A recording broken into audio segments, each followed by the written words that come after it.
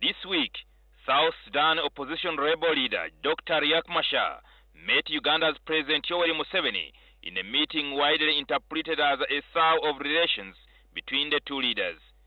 Thereafter, war broke out in Juba in December 2015. President Museveni warned President Kiir's rival that a potent force would come after Machar and annihilate him in his hideout. In response, Machar accused the Uganda's government of shoring up Kiir's fragile regime through a bombing campaign in the restive capital, Bo, Jongole State. However, in a war of attrition leaving thousands dead and millions huddled in IDP camps, Machar earlier this week traveled to Kampala with an olive branch. NTV spoke to SPLM in opposition publicist De Mabior Garang, who gave an insight into this historic meeting.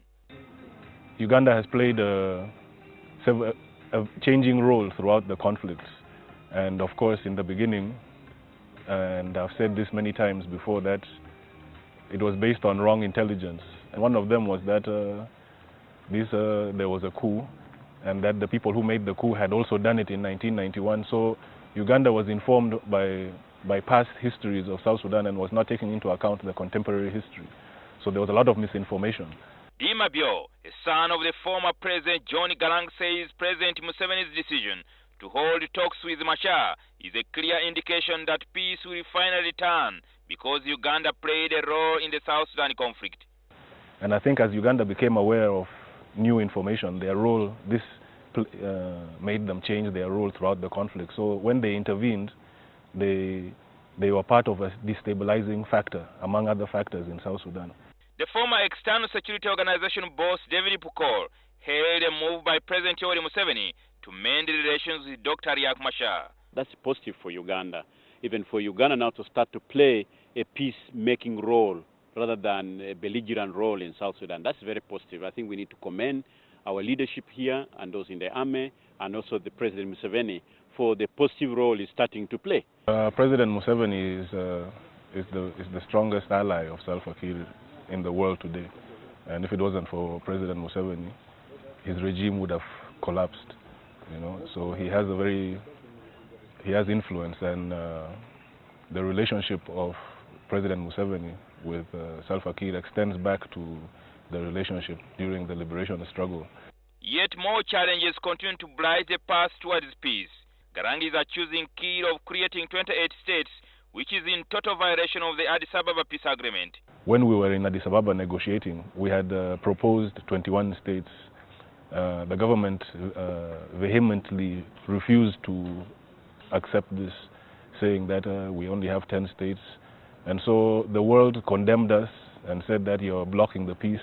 You should just go back to the 10 states, when we were offering them an opportunity to come and discuss the issue of federalism at the talk. So if we had discussed this in the IGAD talks in Addis Ababa, we would have been able to agree.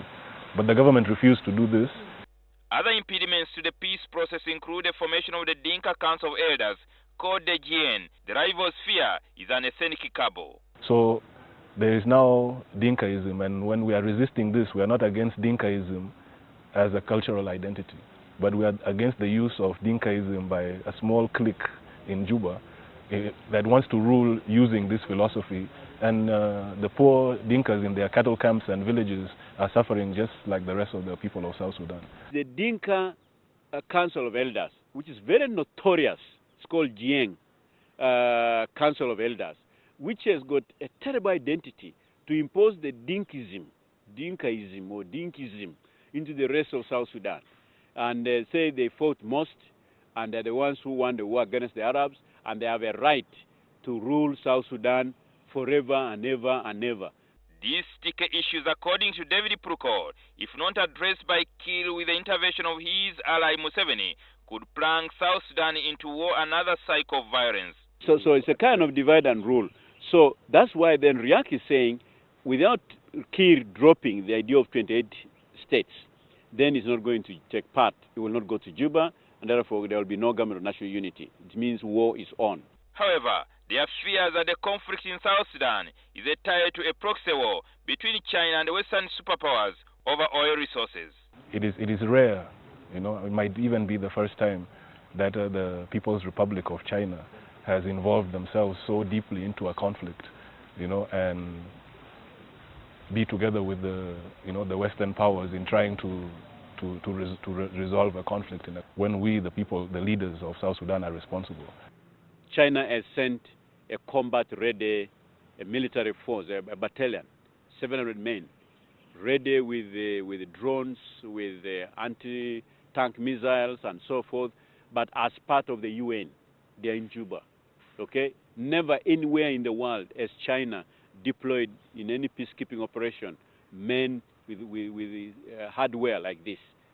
The two protagonists, Kiir and Machar, hold a key to finding a lasting solution in a country which has been at war for decades. Jingo Francis, NTV.